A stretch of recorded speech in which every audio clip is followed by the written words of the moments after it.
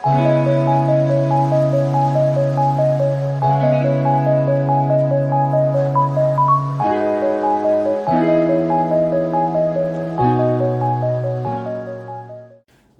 दोस्तों, एक बार फिर से स्वागत है आपके अपने इस YouTube चैनल पे जिसका नाम है लर्न विद एडू फंडा। मैं हूं कौशल जायसवाल और आज का हमारा टॉपिक है महात्मा बुद्ध। जी हाँ दोस्तों, गौतम बुद्ध के बारे में आज हम पढ़ेंगे और ये काफी इंपॉर्टेंट टॉपिक हो जाता है दोस्तों किसी भी एग्जाम्स के लिए।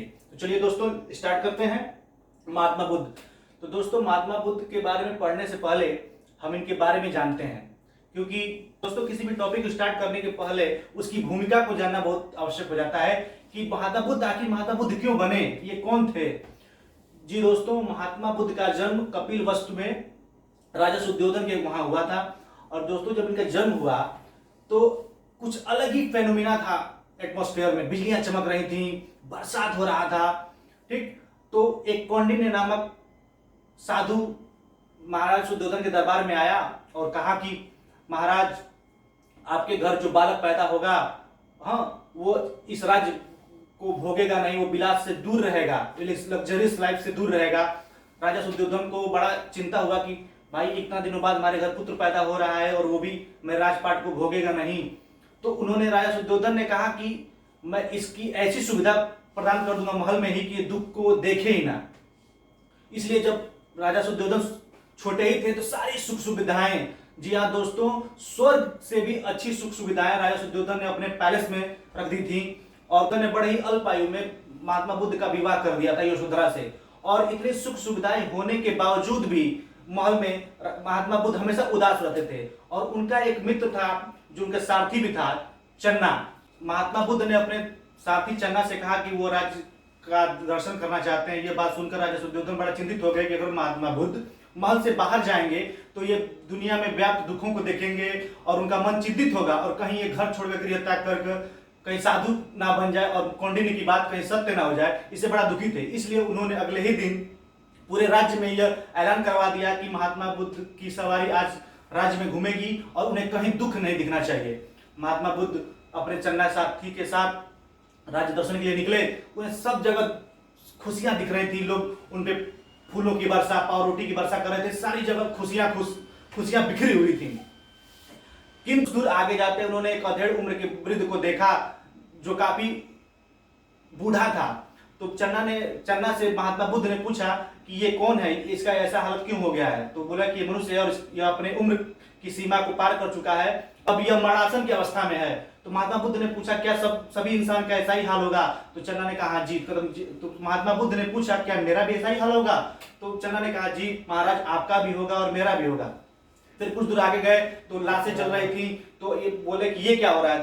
तो चन्ना ने कहा कि यही अंतिम दर्शन है महाराज। तो कहा कि आदमी जीवन के बाद मृत्यु को पाना अनिवार्य हो जाता है। तो कहा जी, जो इस पृथ्वी पर जन्म लेता है वो एक न एक दिन मर ही जाता है। महात्मा बुद्ध बड़ी दुखी हुए और पुनः वापस आ गए और बेचैन रहने लगे। और एक दिन रात को बिना बताए अब अपने बेटे राहुल और यशोधरा को छोड़कर वो बाहर निकल गए राजमहल से। और उसके बाद वो कैसे महात्मा बुद्ध हुए, यह यात्रा कैसे हुई, कैसे उपदेश दिया और ज्ञान की प्राप्ति कैसे हुई दोस्तों, आइए चलिए देखते हैं। देखिए, गौतम बुद्ध का जन्म 563 ईस्वी पूर्व कपिलवस्तु के समीप लुम्बिनी वन में हुआ था। इनके पिता शुद्धोधन साक्यगढ़ के प्रधान थे और इनके माता का नाम महामाया देवी था। और दोस्तों जब इनका जन्म हुआ तभी इनकी माता की मृत्यु हो गई, इसलिए इनका लालन पालन इनकी मौसी प्रजापति गौतमी ने किया था। और जैसा कि मैंने बताया ही था, 16 वर्ष की आयु में ही इनकी शादी यशोधरा से हो गई और इनके पुत्र का नाम राहुल था। और दोस्तों आपको मैंने बताया ही था कहानी में कि बड़ी दुखों को देखते हुए और दुनिया में व्याप्त दुख और अनिश्चितताओं को देखते हुए उनका मन खिन्न होने लगा और 29 वर्ष की आयु में इन्होंने गृह त्याग कर दिया। दोस्तों कवियों में सिरमौर श्री मैथिली शरण गुप्त ने यशोधरा पर कविता भी लिखी है कि सखी वो मुझसे कहकर जाते क्या तो वो मुझे अपने पद पर बाधा ही पाते। दोस्तों बहुत अच्छी कविता है, आप जरूर पढ़िएगा इसको।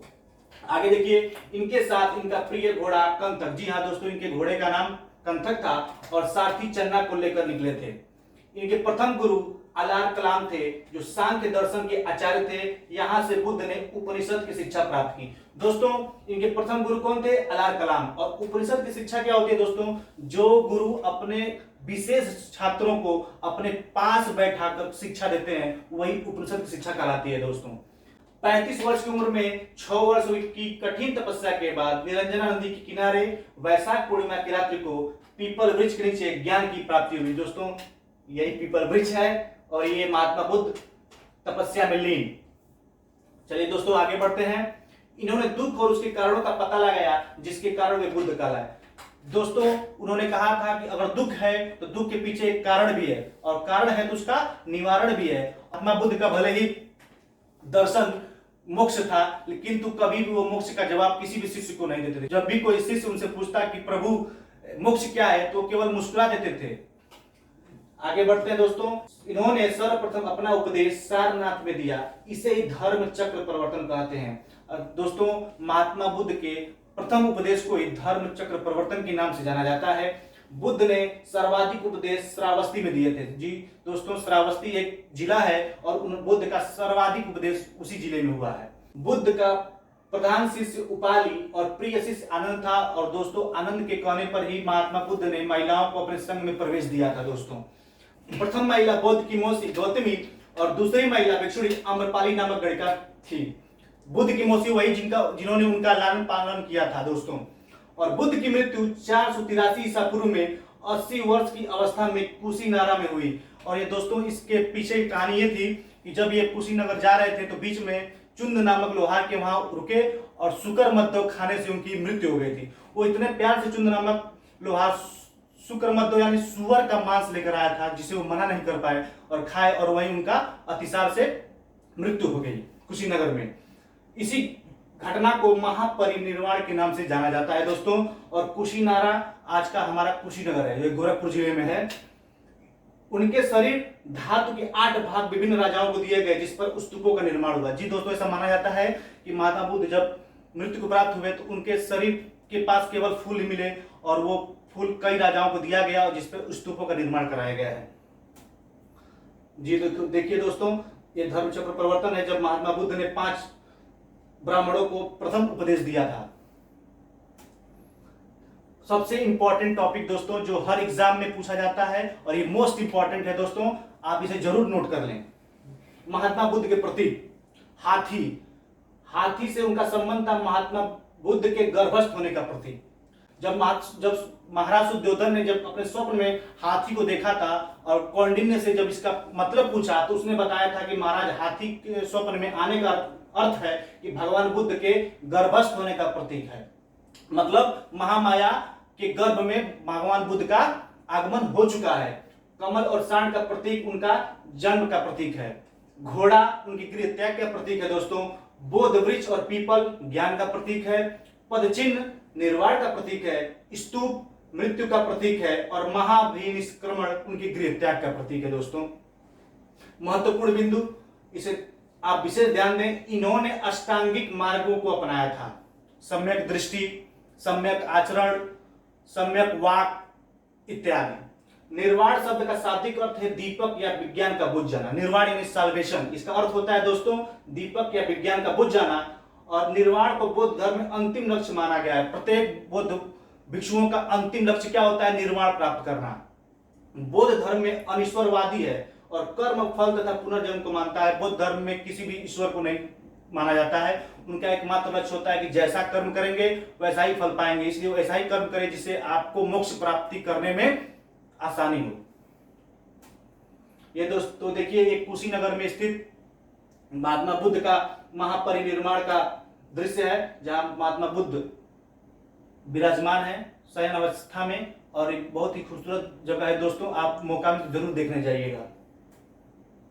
तो दोस्तों वीडियो कैसी लगी ये कमेंट में जरूर बताइएगा।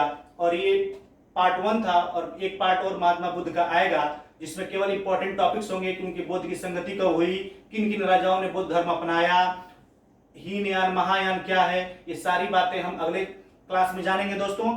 और तब तक के लिए पढ़ते रहिए और मेरे चैनल को शेयर कीजिए, सब्सक्राइब कीजिए और लाइक कीजिए दोस्तों। और इस वीडियो के पीडीएफ को पाने के लिए हमारे टेलीग्राम लिंक को भी ज्वाइन कर सकते हैं। तब तक के लिए धन्यवाद। Keep safe.